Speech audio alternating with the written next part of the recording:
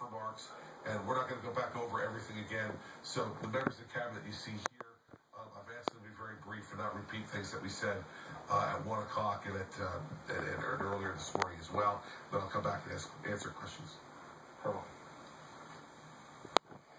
Thank you, Governor. So I'll just update you on our latest forecast discussion with the National Weather Service, which was less than an hour ago.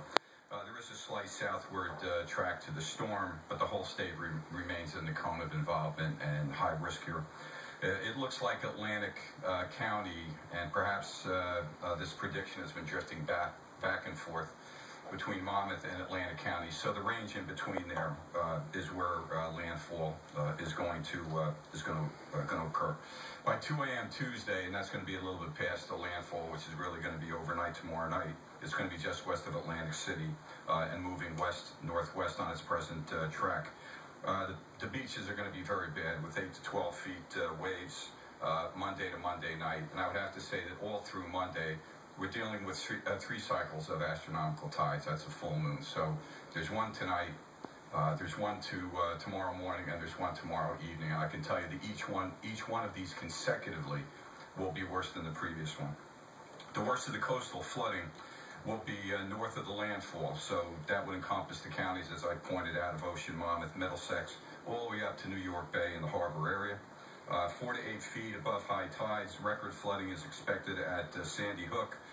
We had initially heard a record-breaking amount of 10.5 to 12 feet. That's even predicted now to be higher, perhaps as much as 13 or 14. They haven't seen those numbers going back to 1903.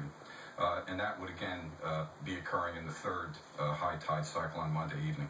The rainfall amounts go up and down, but not by more than an inch. They're still asking or predicting 3 to 5 inches of rain in the Raritan Passaic Basin areas and 4 to 7 south of that. The inland winds have gone up a little bit. They're going to be 45 to 55 sustained with gusts up to 75 mile an hour. Those are hurricane force gusts.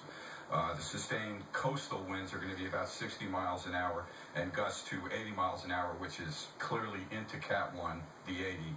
But sustained winds are clearly high tropical storm force winds. The worst winds really starting sunrise tomorrow. They're going to peak towards the evening tomorrow night. They're going to get a little bit better on Tuesday. But this is a very, very slow-moving storm. And this is the problem because the derecho that we had earlier this year was basically 75 mile an hour winds for about 10 minutes, and you saw the damage that occurred. Now we're dealing with winds that are going to sustain for about 24 to 36 hours. We were initially worried about a storm surge up the Delaware Bay, but had the storm been tracking farther south, that would have been an issue for us and an issue for what we call the main stem region of the Delaware River, which goes up through Trenton and north. But because the storm is landfalling a little bit north, we don't feel that there is actually going to be a severe effect upon the Delaware. We don't know, or we don't think that the Delaware is going to go over its banks. So we are talking about heavy rain and winds lasting about 36 hours. It's important to know that the rains are going to come in first. So it's going to soften the ground. There's a canopy of leaves on the trees. Then the winds are going to be coming in. And as you might expect, the trees are going to come down. And we're going to get power outages, probably an awful lot of them. The thing is, these two events, the highest winds and the drenching rains, are going to overlap for about 24 hours. And that is the really big issue here and the really big problem with this storm. So, Governor, thank you. This is my report.